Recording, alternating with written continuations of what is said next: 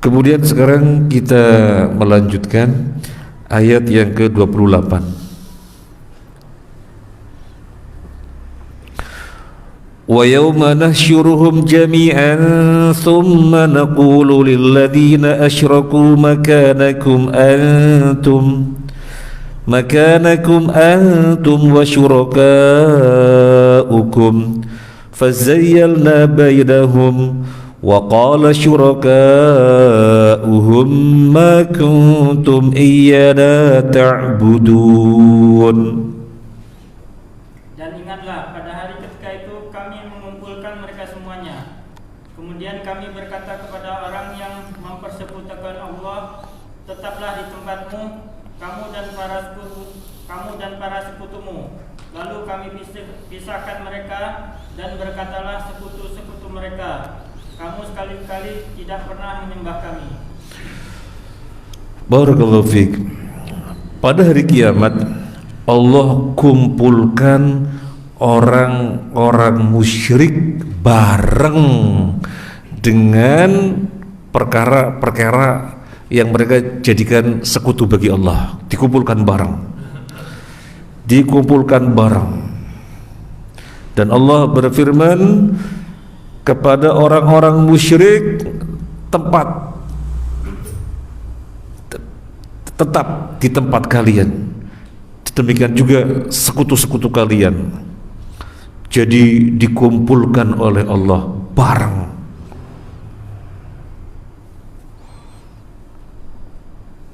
Fazayyalna bainahum. Setelah dikumpulkan bareng, kemudian di dalam tafsir As-Sa'di, fazayyalna bainahum ay farraqna bainahum bil bu'di al-badani wal qalbi. Setelah dikumpulkan bareng, kemudian keduanya dipisahkan sejauh-jauhnya secara badan dan secara kedekatan hati. Wa hasalat bainahum al-'adawah asyadidah. Kemudian yang terjadi antara kedua pihak ini bermusuhan dengan permusuhan yang sangat hebat. Ba'da an badzalu lahum fid dunya khalisal mahabbah wa safu al-wadad fanqalabat tilkal mahabbah wal wilayah atau ya wal wilayah fanqalabat tilkal mahabbah wal wilayah bughdan wa adawatan. Jadi Allah kumpulkan mereka bareng dulu di satu tempat. Tetap kalian di tempat kalian. Orang-orang musyrik dengan perkara-perkara yang mereka sembah. Setelah itu Allah pisahkan jauh secara badan dan secara hati, di mana keduanya jadi permusuhan luar biasa. Padahal ketika di dunia para musyrikun ini mengeluh-elukan mereka, memuja-muja mereka, menyanjung-nyanjung mereka. Tetapi kemudian di akhirat keduanya bermusuhan dengan sangat dahsyat. Wa qala syurakauhum ma kuntum iyyana ta'budun. Sekutu-sekutu yang mereka menjadikannya sebagai tandingan bagi Allah mengingkari, ma kuntum iyyana ta'budun, kalian tidak pernah menyembah kami, kalian tidak pernah beribadah kepada kami. Jadi berlepas diri. Nabi Isa yang disembah, Nabi Isa berlepas diri. Malaikat yang disembah, malaikat berlepas diri. Dan siapapun yang disembah, wali-wali orang soleh berlepas diri. Ma kuntum iyyana ta'budun, kalian tidak pernah menyembah kami. Kalian tidak pernah menyembah kami. Jadi mereka orang-orang musyrik, padahal ketika di dunia luar biasa badlul juhdi, mengerahkan segala apa yang bisa demi sesembahannya ini. Demi sesembahannya ini ternyata mereka mengingkari semuanya. Ternyata mereka mengingkari semuanya. Imam Mujahid menyebutkan bahwasanya yang mengingkari itu apa saja yang dijadikan tandingan bagi Allah. Jadi bukan orang soleh yang disembah, malaikat yang disembah, nabi yang disembah, wali yang disembah, bukan itu saja, tetapi apapun yang mereka jadikan tandingan bagi Allah, semuanya mengingkarinya. Mungkin kita berpikir, apa bisa berbicara batu-batu, berhala-berhala, patung-patung, pohon-pohon, apa bisa berbicara? Gak ada yang susah bagi Allah. Ini kalau mengacu kepada tafsirnya Mujahid, Imam Mujahid, bahwasanya ketika dikonfrontasikan semacam ini, maka apapun yang dijadikan tandingan bagi Allah, mereka berbicara dan mengingkarinya. Mudah saja bagi kita untuk memahami bahwasanya benda-benda mati yang disembah itu bisa berbicara. Wong kulit kita nanti menjadi saksi. Wa qalu li juludihim lima syahidtum alaina qalu anfaqallahu alladhi anfaqa kulla syai'. Kita nanti heran kepada kulit kita sendiri. Kulit kita sendiri yang di dunia kita rawat, kita elus-elus, kalau ada jerawat kita obatin biar halus. Tetapi nanti di sana menjadi saksi. Maka kemudian kita mengatakan kepada kulit kita, lima syahidtum alaina, kenapa kamu ngomong-ngomong? Maka kulit menjawab bagaimana? Wa qalu li juludihim la syahidtum alaina, kulit menjawab bagaimana? Qalu antaqadallahu alladhi antaqa kulla syai'. Yang menjadikan kami bisa berbicara adalah zat yang menjadikan berbicara, Allah Ta'ala. Jadi nanti di sana akan dikonfrontasikan antara penyembah-penyembah dengan yang disembah.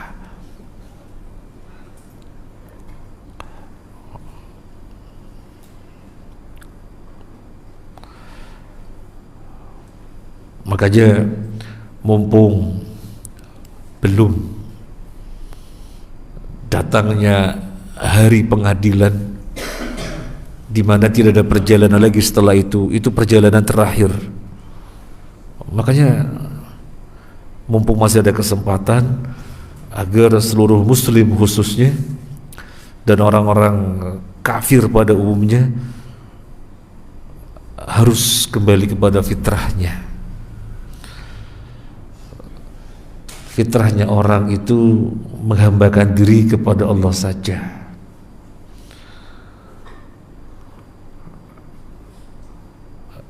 Soalnya nanti di sana akan dikonfrontasikan mereka yang menyembah dengan yang disembah, diketemukan dulu kemudian dipisah, jadi bermusuhan luar biasa.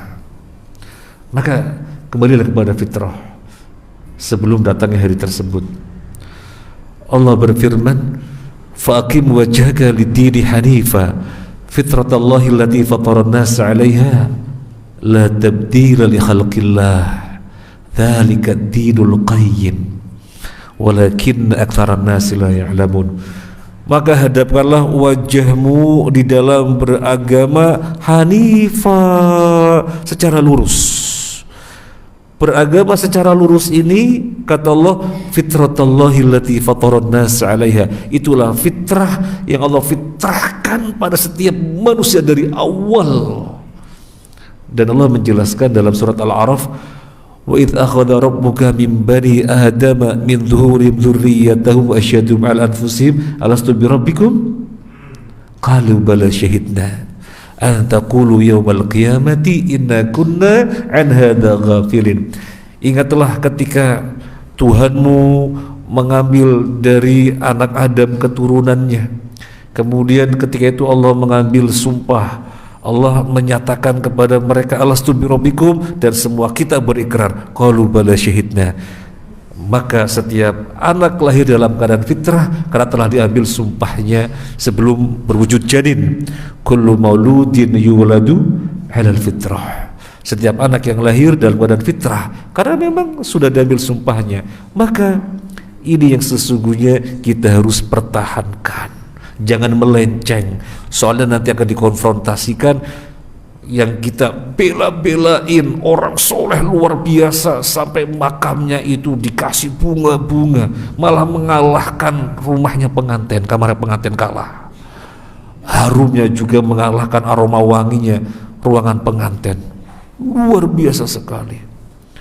Ternyata nanti di sana dikonfrontasikan dan mereka mengingkari, kamu gak pernah menyembah kami.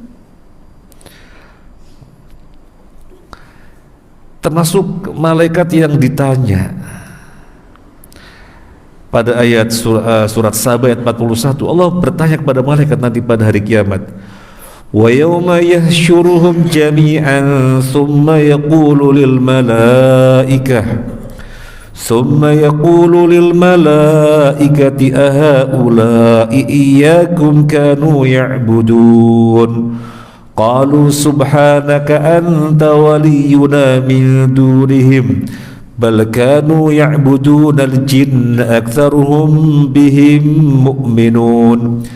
Pada hari kami mengumpulkan mereka semuanya, pada hari Allah mengumpulkan mereka semuanya, kemudian Allah berfirman kepada malaikat, apakah mereka menyembah kalian wahai para malaikat? Apa jawabannya malaikat? Subhanak, Maha suci Engkau, anta waliyuna, Engkaulah pelindung kami, penolong kami, min dunihim, bukan mereka, gak ada.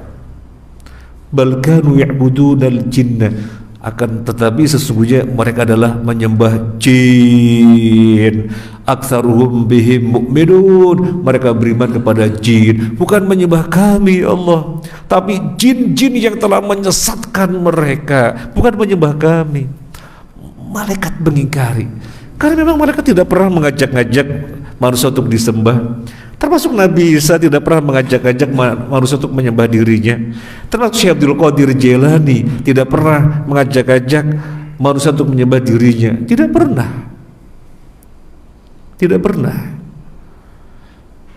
Dan para ulama kita yang insya Allah mereka adalah para wali yang populer dengan wali songo, mereka tidak pernah mengajak-ajak orang untuk menyembah mereka. Tapi kemudian perlakuan mereka, tindakan mereka dengan berbuat demikian sesungguhnya menyembah, maka mereka akan mengingkarinya. Makanya sekali lagi kembali kepada fitrah,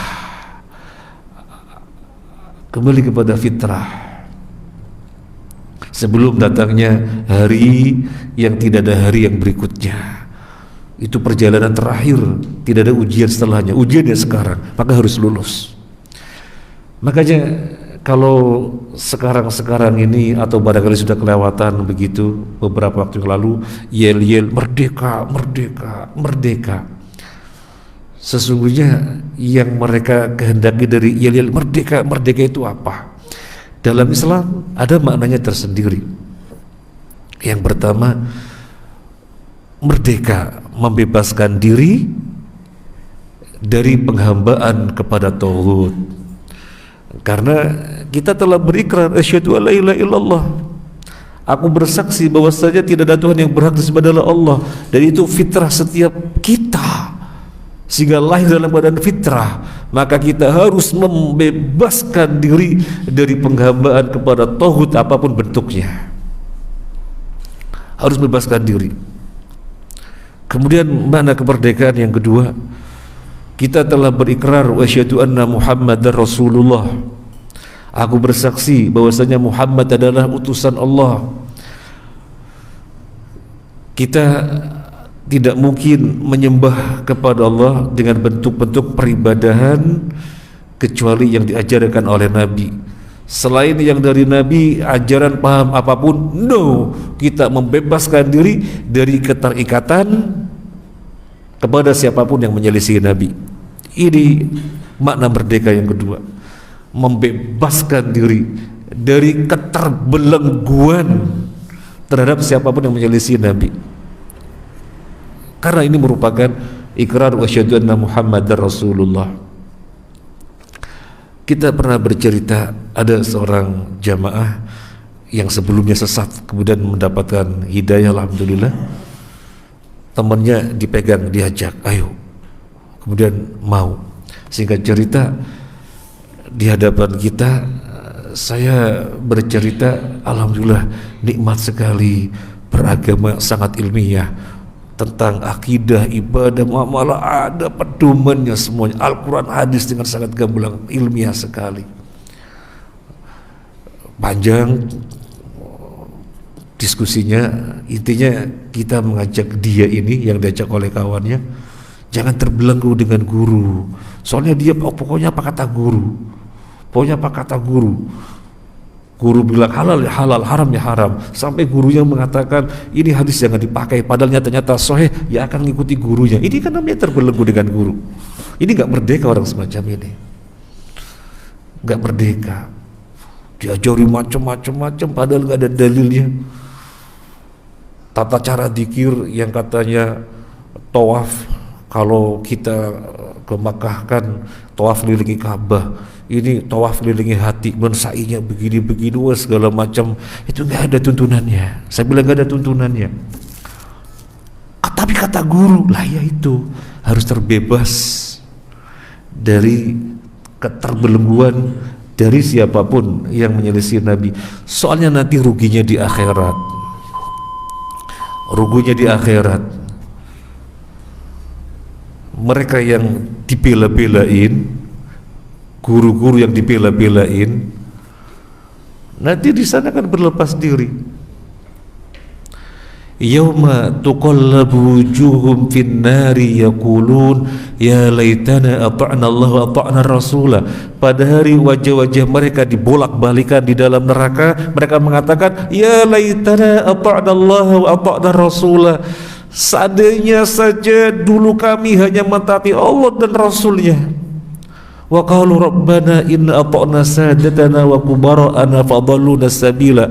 Ya Allah, kami telah mengikuti, mentaati pembesar-pembesar kami, pemimpin kami, ternyata mereka menyesatkan kami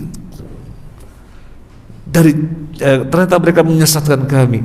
Rabbana atim dhi'faini minal adab wal anhum la'nan kabira. Ya Allah, azablah mereka 2 kali lipat. Padahal di dunia dieluk-elukan, tapi di sana nanti meminta kepada Allah, Rabbana atim dhi'faini minal adab, ya Allah azablah mereka 2 kali lipat, wal anhum la'nan kabira, dan laknatlah mereka dengan laknat yang besar.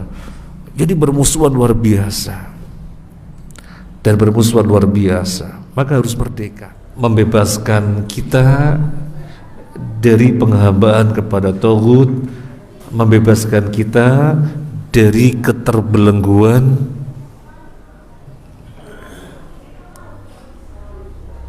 terhadap siapapun yang menyelisih Nabi sallallahu alaihi wasallam. Dan itu konsekuensi asyhadu an la ilaha illallah wa asyhadu anna Muhammadar Rasulullah. Nanti akan dikonfrontasikan orang-orang yang berbuat kesyirikan dan perkara-perkara yang dijadikan tandingan bagi Allah. Dan setan dan malaikat pun ditanya, apakah mereka menyembah kalian? Malaikat berlepas diri, subhanak anta waliyuna min dunihim bal kanu ya'budunal jinna.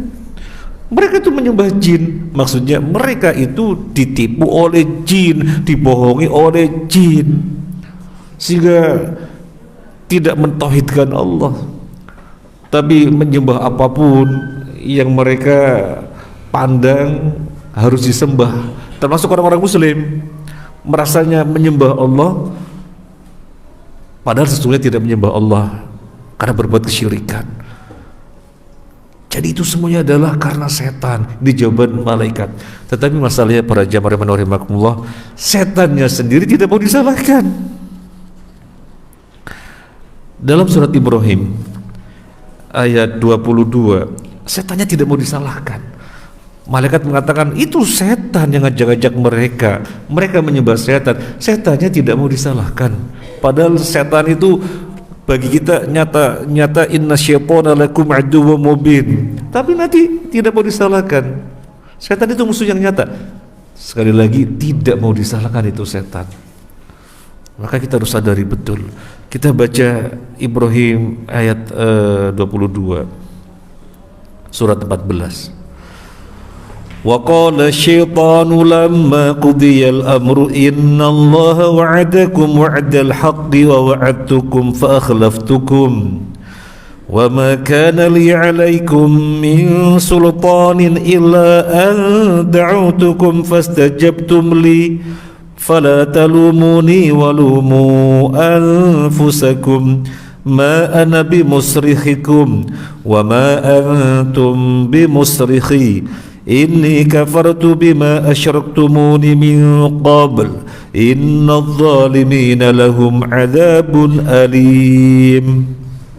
Dan setan berkata ketika perkara hisab telah diselesaikan, menjanjikan kepadamu janji yang benar, dan aku pun telah menjanjikan kepadamu tetapi aku menyalahinya. Tidak ada kekuasaan bagiku terhadapmu melainkan sekadar aku menyeru kamu lalu kamu mematuhi seruanku. Oleh sebab itu janganlah kamu mencerca aku, tetapi cercalah dirimu sendiri. Aku tidak dapat menolongmu dan kamu pun tidak dapat menolongku. Sesungguhnya aku tidak membenarkan perbuatanmu mempersekutukan aku dengan Allah sejak dahulu. Sungguh orang yang zalim akan mendapat siksaan yang pedih. Wa qala syaitanu, dan setan mengatakan, lama qudiyal amru, ketika hisab telah diputuskan. Apa kata setan? Innallaha wa'adakum wa'adal haqqi, sesungguhnya Allah telah berjanji kepada kalian dengan janji yang benar. Wa wa'adtukum fakhtalaftukum, aku juga menjanjikan untuk kalian tapi aku selisihi. Setan mengatakan demikian. Wa ma kana li 'alaikum min sultanin illa ad'autukum fastajabtum li. Aku lo gak punya kekuatan apa-apa, aku lo gak punya kekuasaan apa-apa, cuma ngajak-ngajak sampean-sampean saja. Salahnya sampean kenapa ngikuti aku? Salahnya sampean kenapa ngikuti aku? Fala talumuni walumu anfusakum, celak diri kalian sendiri, jangan celak aku. Ma ana bimusrihikum wa ma antum bimusrihi, aku gak bisa menolong kalian, kalian juga gak bisa menolong aku. Inni kafartu bima asyraktumuni min qabl, dari dulu sudah aku katakan, aku ini mengingkari kesyirikan yang kalian lakukan terhadapku. Oh, kapan setan mengingkari? Oh, ngajak-ngajak kok. Tapi nanti di akhirat mengatakan, dari dulu aku mengingkari persekutuan kalian terhadap aku. Innadz zalimina lahum adzabun alim. Jadi setan juga di hadapan orang-orang yang berteman mengingkari. Maka camkan pada diri kita, innasyaitana lakum aduwwum mubin, sesungguhnya setan bagi kalian adalah musuh yang nyata. Mungkin kita lebarkan pembahasan. Kadang-kadang kita itu bertanya-tanya, loh, kan di dalam hadis disebutkan di hari mahsyar nanti orang itu nafsi-nafsi. Nabi SAW semuanya telanjang, tidak beralas kaki dan tidak berhitan. Kemudian Aisyah radhiyallahu anha bertanya, loh, telanjang ya Rasulullah, apakah tidak saling melihat? Nabi menjawab, urusan melihat dirinya, memikirkan dirinya sangat berat, sehingga tidak mungkin melihat yang lainnya. Tapi kok tadi ayat 27, 28 ada mereka saling menyalahkan. Kemudian setan juga tidak mau mengaku kesalahan. Nah ini gimana? Katanya diam satu-satu, gak nengok kanan gak nengok kiri. Kok ini ada konfrontasi semacam ini? Ini menjelaskannya bagaimana? Dijelaskan oleh Syekh Ahmad Al-Buraidi hafizahullah ta'ala bahwasanya tidak bertentangan. Jadi ada fase tersendiri ketika mereka itu hanya melihat diri sendiri, gak melihat satu dengan yang lainnya. Dan ada fase selanjutnya atau sebelumnya yang jelas masih di mahsyar, yang mereka dikonfrontasikan dan saling membela diri, saling menyalahkan. Ini penjelasannya Syekh Ahmad Al-Buraidi hafizahullah ta'ala.